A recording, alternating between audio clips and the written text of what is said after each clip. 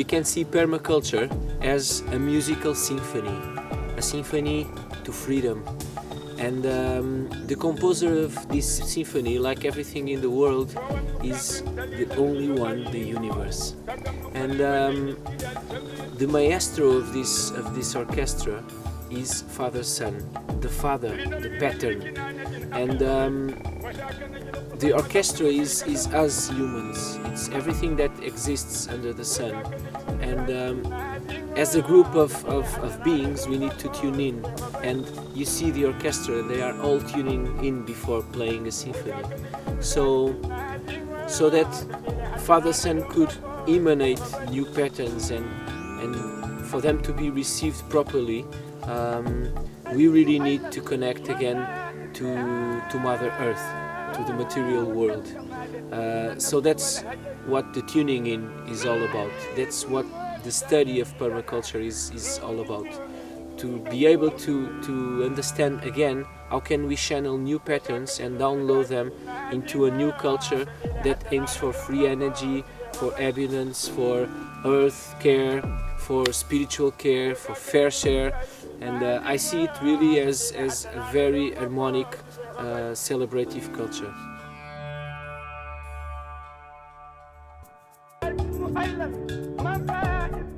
Taking a permaculture course is a journey into ecological literacy, and it's a journey into building community with the people that you'll be with over those 2 weeks or 16 days, and it also gives you tools to engage your local environment and your community once you return back to wherever it is that you may live. So during this experience, you can expect to have a mix of approaches to the learning process. So some of those approaches are interactive exercises to really bring the material alive.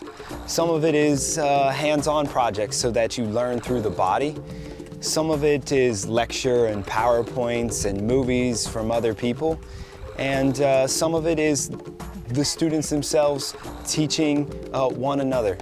So it really is a holistic course so that people can start to put interconnections together. So that's what Bill Mollison, the founder of Permaculture, tried to do by creating this course. He outlined 14 chapters in his book, A Designer's Manual. And so the course follows that format.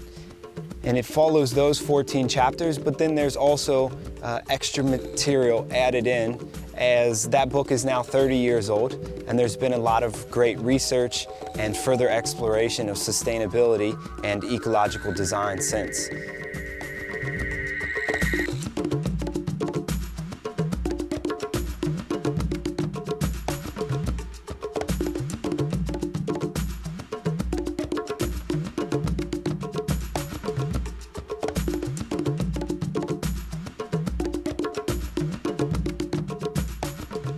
Nature is quite a teacher, and if we are open to receive this knowledge, I believe we can become much more rich.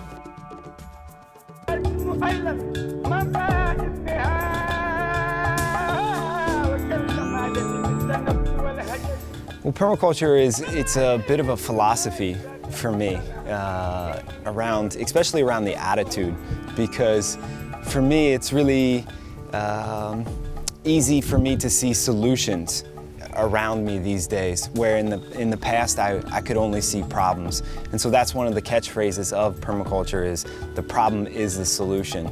And Bill Mollison had a great quote about this, saying that though the problems of the world are becoming increasingly complex, the solutions remain embarrassingly simple. And so for me, that piece of philosophy is what really drives me to continue in permaculture. And for me, it's a design science. It's definitely looking at the past and recognizing the traditions and the wisdom that came from our past, and also blending it with the technology that we have today. So it's not necessarily going back, but it's actually stepping forward into a culture that is based around the sun, around the solar economy, and moving away from fossil fuels, so transitioning out of a dependence on fossil fuels, and relocalizing economies, relocalizing food systems, building community. And it's all through realizing the abundance that's provided in the natural world. And by understanding the patterns of space and time that happen in our given ecosystems wherever we are in the world, and then applying that to design, we're able to create harmonious integration with all life kingdoms.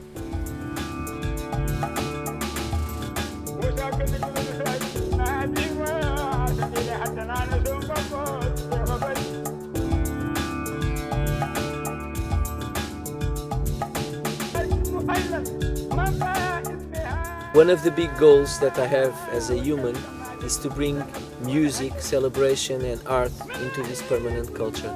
And when we created Terra Alta as a host site for PDCs and for different courses, we had this in mind.